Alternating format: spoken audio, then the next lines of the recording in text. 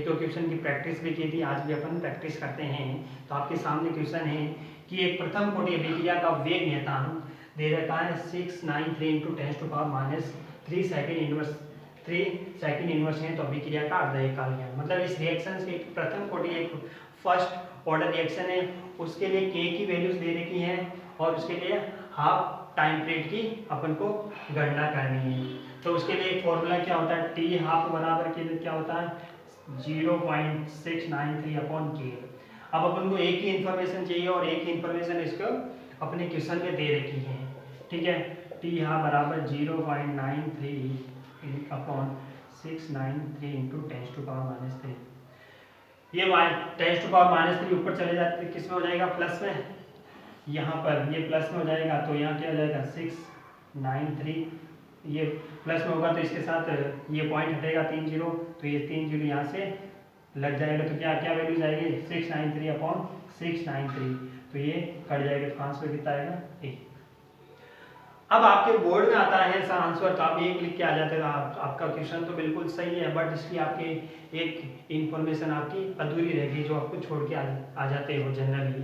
क्यों, क्योंकि इसकी यूनिट लिखना भी इंपॉर्टेंट होता है। टी हाफ टाइम की यूनिट क्या होती है सेकंड, क्योंकि अपन को यहाँ पर किस में दे रही, सेकंड इनवर्स में दे रही तो सेकंड आएगा। अगर इसमें यहाँ पर मिनट इनवर्स हो जाता तो यहाँ पर यूनिट क्या आ जाती, मिनट इनवर्स। क्यों, जनरली अपन क्या होते हैं टी हाफ अपन को पता होता है कि के की यूनिट अपन जनरली क्या सोचते हैं सेकंड इनवर्स होती है, सेकंड इनवर्स। तो इसका आंसर भी टी पूछेगा तो सेकंड जाएगा। कभी कभी मिनट इनवर्स भी आ जाता है तो यहाँ पर भी मिनट इनवर्स आएगा, ठीक है भैया। नेक्स्ट क्वेश्चन और करते हैं। नेक्स्ट क्वेश्चन अपन करते हैं कि प्रथम कोटि अभिक्रिया जो 10 सेकंड में 6 मोल पर लीटर से 2 मोल पर लीटर हो जाती है, तो इसके लिए अर्धकाल की गणना की जाती है। अर्धकाल अपन को डिफाइन करना है। तो यहाँ उसकी सांद्रता जो 6 थी वो कुछ समय पश्चात 10 सेकंड में उसकी सांद्रता कितनी रह जाती है, 2 रह जाती है। तो उसके अर्धकाल की गणना। अब हमें पता है प्रथम कोटि अभिक्रिया के लिए जो अर्धकाल का फॉर्मूला था 693/k। अब अपन को बताएं यहाँ पर के की इंफॉर्मेशन तो है नहीं, फिर भी अपन क्या कर रहे हैं इसकी अर्धकाल ज्ञात करें। तो अब के की इंफॉर्मेशन नहीं है तो अपन के को अपन निकालना पड़ेगा समाकलित एक समीकरण से, जो कि क्या फॉर्मूला था के बराबर 2.303/t log a/a-x, ये था। तो अपन निकाल से, और अपना फॉर्मूला क्या था a0/at, ये था। तो अपन निकाल सकते हैं 2.303। बताओ के किस में दे रखा है अपन को, के की वैल्यूज निकाल 2.30, टी किस में दे रखा है 10 सेकेंड लॉग। यहाँ प्रारंभिक सांद्रता कितनी है 6 है, कितनी रह गई बची कितनी 2, ओके। तो यहाँ से 2 कटेगा 3 टाइम्स, तो हाँ log 3, अपन log 3 की वैल्यूज क्या होती है 0.48 होती है, ठीक है। log 3 की वैल्यूज रख देते हैं 2.303/10 × 0.48। तो एक काम करते हैं ये के की वैल्यूज यहाँ पर अपन रख देते हैं। तो टी हाफ बराबर क्या हो जाएगा 0.693/2.303 × 0.48/10, ठीक है। ये आ गया, इसको अपन सोल्व कर देंगे, सोल्व करते हैं इतना आंसर आ जाएगा। टी यहाँ बराबर ये कितना हो जाएगा 693 और ये इसे मल्टीप्लाई कर देंगे 2.303 × 0.48। यहाँ पर सोल्व करने का काम आपका है, आप सोल्व कर देना। इसको जो इसका जो आंसर आएगा वो कि कौन सी यूनिट में आएगा, टी आपकी यूनिट कौन सी आएगी, इसकी यूनिट आएगी सेकंड में दे रखा, तो कौन सी यूनिट आएगी सेकंड में आएगी भैया, ये ध्यान रखना, ठीक है भैया। अपन कैलकुलेशन अपन टाइम वेस्ट नहीं करते हैं, बस आपको कॉन्सेप्ट समझ में आना चाहिए, ठीक है। ये हो गया अपना टी हाफ निकालते। तो मतलब यहाँ पर टी हाफ को चाहे तो के की इंफॉर्मेशन नहीं दे रही, तो के की इंफॉर्मेशन इस तरीके से अपन निकाल सकते हैं, ठीक है भैया। नेक्स्ट क्वेश्चन करते हैं अपन। कार्बन 14 रेडियोएक्टिव साइट का अर्धकाल अपन को दे रखा है 5544 बरस है। तो इसके विघटन स्थिरांक की गणना करो। विघटन स्थिरांक बोले तो के मतलब तो वेग नियतांक ही होता है, ठीक है भैया।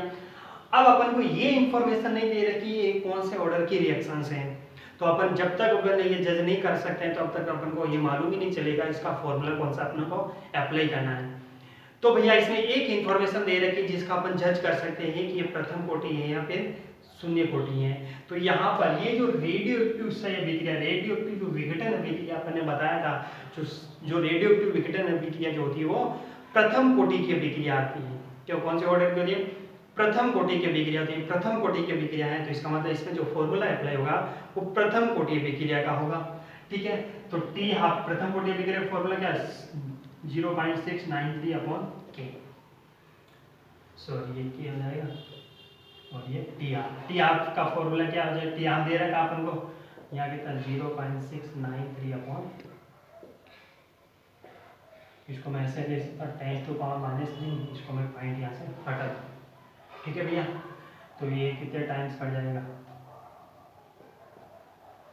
8 टाइम कट जाएगा लगभग, 693 8 24, ये हो जाएगा 24, ये 8 टाइम्स कट जाएगा। तो अपना आंसर क्या 1.8 इंटू, या इसको ऐसे भी ले सकते हैं 10⁻⁻4, इसका आंसर आएगा 1 2, पीछे बचेगा 2 1 2 2 1.2 समथिंग। तो इसका जो आंसर आएगा लगभग 1.2 इंटू 10⁻⁻4। ठीक है भैया, इसके अप्रोक्सीमेट आंसर आएगा। अब यहाँ पर यूनिट क्या लिखी जाएगी? अब अपन इंपॉर्टेंट क्या है इस क्वेश्चन में पढ़ी है, तो ऐसा क्वेश्चन पिछली बार भी इसी फॉर्मूले के बेस पर पिछला क्वेश्चन भी अपन कर चुके हैं, बट इसमें इंपॉर्टेंट दो चीजें इंपॉर्टेंट। एक चीज तो क्या है कि इसमें इंफॉर्मेशन नहीं दे रखी थी ये फर्स्ट ऑर्डर की है या सेकंड ऑर्डर की या फिर शून्य ऑर्डर की है। तो अपन को एक इन्फॉर्मेशन इंपॉर्टेंट यह था कि ये रेडियो एक्टिव अभिक्रिया जो होती है प्रथम कोटि की। सेकंड इन्फॉर्मेशन यहाँ पर जनरली अपन बोर्ड का क्वेश्चन होता है तो गलती क्या करके आ जाते हैं, यहाँ पर अपन के दिमाग में एक ही चीज रटी हुई होती है कि जो इसका जो यूनिट जो होता है वो सेकंड इनवर्स होता है, तो अपन क्या लगा के आ जाते हैं सेकंड इनवर्स, जबकि यूनिट क्या होगी? गलत होगी। क्यों? क्योंकि अपन के क्वेश्चन में यहाँ पर जो टाइम दे रखा है किस में दे रखा है? ईयर में दे रखा है। किस में दे रखा? ईयर में दे रखा है। तो यहाँ पर क्या आ जाएगी? ईयर इनवर्स आएगी भैया यूनिट। ठीक है, तो दो चीज इंपॉर्टेंट है, एक रेडियो एक्टिव सही और एक ईयर। आई बात समझ, इसलिए आपको ये क्वेश्चन करवाया गया। ठीक है भैया, नेक्स्ट क्वेश्चन करते हैं। नेक्स्ट क्वेश्चन है कि सिद्ध कीजिए, अपन को प्रूव करना है कि जो प्रथम कोटि अभिक्रिया में जो 99% अभिक्रिया जो कंप्लीट होती है उसमें जो लगने वाला जो टाइम होता है वो 90% अभिक्रिया में पूर्ण होने वाले लगने वाले समय से क्या है? दोगुना है। कहने का मीन्स ये हुआ T 90% is equal to 2 into T 90%। ये अपन को सिद्ध करना है कि जो 99% अभिक्रिया पूर्ण होने वाला जो लगने वाला समय होता है और 90% पूर्ण होने वाले लगने समय से क्या है? दुगना है। ठीक है भैया, ये चीज क्वेश्चन में नहीं दे रखी है, वो मैंने बताई इस क्वेश्चन के फॉर्म में, तो अपन को ये चीज अपन को सिद्ध करके बतानी है। ठीक है, तो अपन को प्रथम कोटि अभिक्रिया है तो उसके लिए अपन कंसंट्रेशन के फॉर्म में समाकलित वेग समीकरण फर्स्ट ऑर्डर का अपन यूज करेंगे। तो K बराबर T, तो T अपन 99% के लिए यूज करते हैं, T बराबर 2.303 अपॉन K। तो एक ही अभिक्रिया है तो इसमें रेट कांस्टेंट दोनों के लिए समान रहेगा। तो लॉग यहाँ प्रारंभिक गति 100 है, तो यहाँ पर 99% कंप्लीट हो चुकी है, तो बची कितनी? 100 माइनस 99। ठीक है, इसको मैं इक्वेशन फर्स्ट मान लूँ। फिर एक टीम 90% कंप्लीट हो रही है तो 2.303 अपॉन के लॉग, तो 100 अपॉन 100 माइनस 90, इसको मैं इक्वेशन 2 मान लेता हूँ। अब मैं क्या कर देता हूँ, इक्वेशन फर्स्ट अपॉन इक्वेशन क्या कर देता हूँ 2, डिवाइड कर लूँ मैं इक्वेशन फर्स्ट और 2 को। तो यहाँ पर इसमें डायरेक्ट कर लेता हूँ, यहाँ एक बचेगा, इधर देखना मैं यहाँ 100 माइनस 99 को माइनस करता हूँ तो यहाँ एक बचेगा, और log 100 और log 100 की वैल्यू कितनी होती है? 2 होती है, और यहाँ पर 10 बचेगा, और 100 अपॉन 10 कितना? 10, और log 10 की वैल्यू क्या होती है? 1 होती है। तो हमें यहाँ पर कितना बचेगा? 100, और यहाँ कितना बचेगा? 10। ठीक है, यहाँ मैं डायरेक्ट लिख सकता हूँ T 90% बराबर, और ये कितना कट जाएगा तो यहाँ क्या जाएगा? log ऑफ 100, चलो एक बार लिख लेते हैं, और ये कितना हो जाएगा? T 90% 90 अपॉन लॉग ऑफ कितना हो जाएगा? 10, और लॉग ऑफ 100 की वैल्यूज क्या होती हैं? 2, और इसकी लॉग ऑफ 10 की वैल्यू क्या होती है? 1। ठीक है, तो अपन क्रॉस मल्टीप्लाई कर लेंगे, तो T 90% इज इक्वल टू ये कितना है? इसके साथ मल्टीप्लाई 2 इंटू T 90%, ये अपन ने सिद्ध कर दिया। ठीक है, देखो अपन ने लंबा नहीं खींचा, इसको अपन इसी में सॉल्व कर दिया, इसलिए अपन लंबा नहीं खींच पाए। तो ये T90 मतलब 99% अभिक्रिया पूर्ण होने वाले जो लगने वाला समय होता है वो 90% में लगने वाले समय से क्या होता है, दुगना होता है, जो कि अपन ने प्रूव कर दिया। ठीक है भैया, इस तरह के क्वेश्चंस भी बन सकते हैं। नेक्स्ट और क्वेश्चन के बारे में बात करते हैं। नेक्स्ट क्वेश्चन है कि एक प्रथम कोटि अभिक्रिया को 60% वियोजित होने में 40 मिनट लगते हैं। तो इसके लिए इस क्वेश्चन में टी हाफ की वैल्यूज की निकालनी है। वही टी हाफ निकालनी अपन को, ऐसा क्वेश्चन ऑलरेडी एक बार और कर चुके अपन। तो टी हाफ बराबर प्रथम कोटि के लिए अपन फॉर्मूला अप्लाई करेंगे अपॉन के। बट यहाँ पर टी हाफ की निकालनी है, बट के की इंफॉर्मेशन नहीं दे रही। के की इंफॉर्मेशन नहीं दे रही कि अपन के किससे निकालेंगे, समाकलित वेग समीकरण से 2.303 upon T log of A not upon A T, इसे निकालेंगे। बताओ यहाँ पर के 2.303 अपॉन 40 दे रखा है लॉग, तो यहाँ पर 60% क्या हो जाती है, वियोजित हो जाती है। तो बची कितनी 40, 100 में से 40 बच जाती है। तो ये कितना 2, ये आ जाए 2.5, तो लॉग 2.5 आया 2.303 अपॉन 40।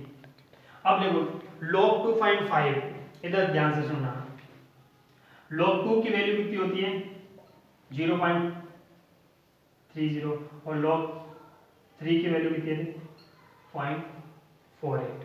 ठीक है भैया, इसका मतलब अपने 2.5 आया, तो इसका मतलब log 2 और log 3 के बीच इसकी वैल्यू लाई करेगी।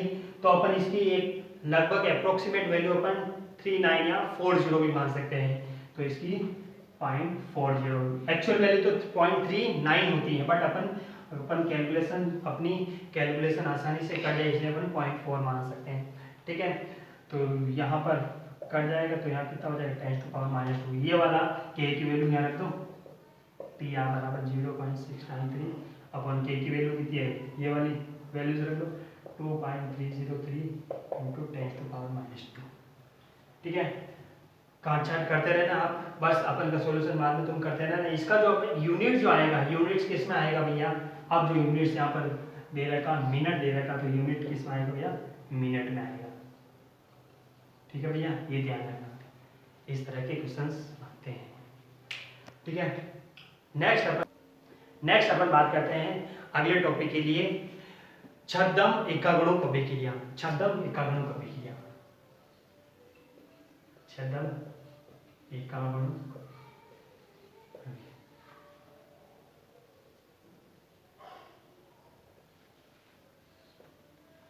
देखो छद्म एकागुणक अभिक्रिया क्या होती है, सूडो यूनिमोलिकुलर रिएक्शंस। ठीक है, छद्म एकागुणक अभिक्रिया क्या होती है उसके बारे में बात करते हैं। ठीक है, सूडो यूनिमोलिकुलर रिएक्शंस क्या होती है उसके बारे में बात करते हैं। कि देखो छद्म एक हिंदी वर्ड है, उसका मीनिंग्स जो होता है, छद्म का मतलब होता है झूठा, मतलब जो जैसे दिखता वैसा है नहीं। तो जैसे मान लो एक हाइड्रोलाइसिस रिएक्शन, देखो छद्म एकागुणक अभिक्रिया क्या होती है कि ऐसी अभिक्रिया जिसकी मोलिकुलरिटी 2 या 2 से अधिक हो सकती है, बट उसकी ऑर्डर कोटि जो होती है वो एक होती है, उसे क्या बोला जाता है, छद्म एकागुणक अभिक्रिया। और इसमें जो अभिक्रिया आती है, हाइड्रोलाइसिस वाली जो अभिक्रिया होती है वो छद्म एकागुणक अभिक्रिया होती है। जैसे अपन एक एग्जांपल समझते हैं, एस्टर का जल अपघटन, एस्टर का जल अपघटन, हाइड्रोलाइसिस ऑफ एस्टर्स।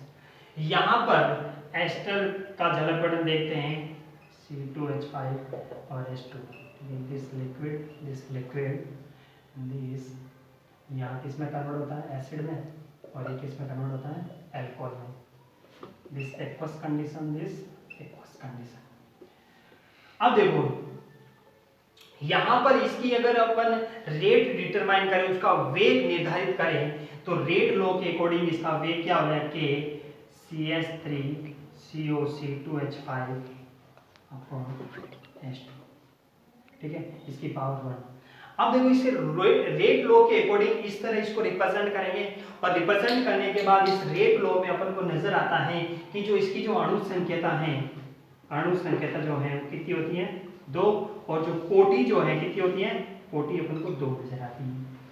अब यहाँ पर जो कोटि जो 2 होती है वो 2 नहीं है एक्चुअल में, एक्चुअल में इसकी कोटि 2 नहीं है। रीजन, क्योंकि यहाँ जो वाटर जो होता है वो एक्सिस में होता है, वो आधिक्य में होता है, बहुत इतना अधिक होता है कि इसकी सांद्रता रिएक्शन पूर्ण होने के बाद भी इसकी सांद्रता में इतना मापने योग्य परिवर्तन नहीं होता, या अपन कह सकते हैं इसकी जो रेट में है केवल इसकी सांद्रता इसकी जो रेट है इसके H2 के परिवर्तन से कोई प्रभावित नहीं होती है, केवल रेट किससे प्रभावित हो रही है, उसकी एस्टर से प्रभावित हो रही है। इसका मतलब ये हुआ, कहने का मतलब ये हुआ कि उसकी H2 की सांद्रता में इतना ज़्यादा कोई खास परिवर्तन नहीं होता। सिंपल सी बात करें कि एक बहुत बड़े समुद्र में से अगर मैं 2 या 3 ट्रक पानी भी ले लूँ तो उसके समुद्र के लेवल पर कोई फर्क नहीं पड़ता है, बाद में भी देखूंगा तो वही लेवल होता है, और पहले भी देखूंगा तो वही लेवल होता है, बाद में भी वही लेवल होता है। उसी तरह यहाँ पर इसकी रिएक्शंस में भी H2 की सांद्रता में इतना कोई मापने योग्य परिवर्तन